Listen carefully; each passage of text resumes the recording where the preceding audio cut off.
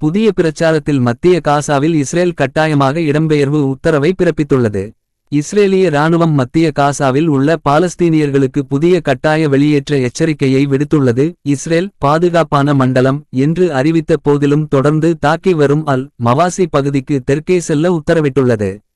ஞாயிற்றுக்கிழமை Deir L பலாவின் மீது ஆயிரக்கணக்கான துண்டுப்பிரசுரங்கள் வீசப்பட்டன. நகரத்தின் பல அடர்த்தியான மக்கள் தொகை கொண்ட பகுதிகளில் கூடாரங்களில் வசிக்கும் இடம்பெயர்ந்த குடும்பங்கள் உடனடியாக வெளியேற வேண்டும் என்று கூறியது.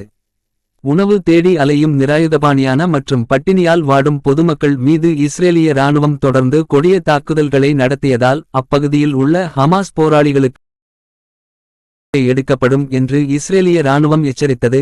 ஞாயிற்றுக்கிழமை டஜன் கணக்கான பாலஸ்தீனியர்களை கொன்றது. அவர்களில் குறைந்தது 73 பேர் வடக்கு காசாவில் உதவி தேடுபவர்கள்.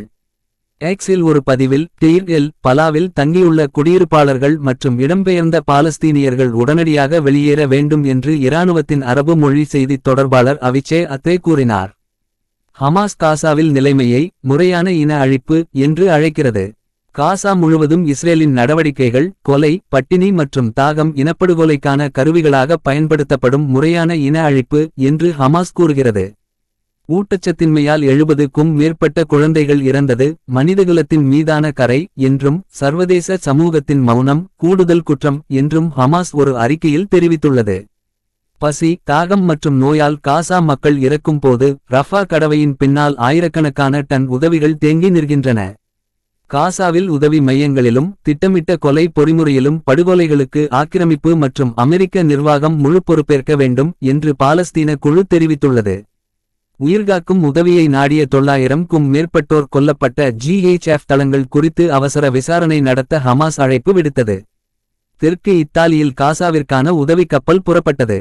இஸ்ரேலின் முற்றுகையை முறியடிக்க காசாவிற்குச் செல்லும் உதவிக் கப்பல் தெற்கு இத்தாலிய துறைமுகமான கல்லிபோலியிலிருந்து புறப்பட்டது. இதை ஏற்பாட்டாளர்களான ஃப்ரீடம் ஃப்ளோட்டிலா கூட்டணி காசாவின் குழந்தைகளுக்கான பணி என்று அழைத்தது. இனப்படுகொலை மற்றும் வேண்டுமென்றே பட்டினியால் பாதிக்கப்பட்டுள்ள நிலையில் ஒற்றுமையின் ஒவ்வொரு செயலும் முக்கியமானது. இஸ்ரேல் தண்டனையிலிருந்து விலக்கு அளிக்கப்படும் வரை வன்முறை தொடரும் என்று ஏற்பாட்டாளர்கள் தெரிவித்தனர்.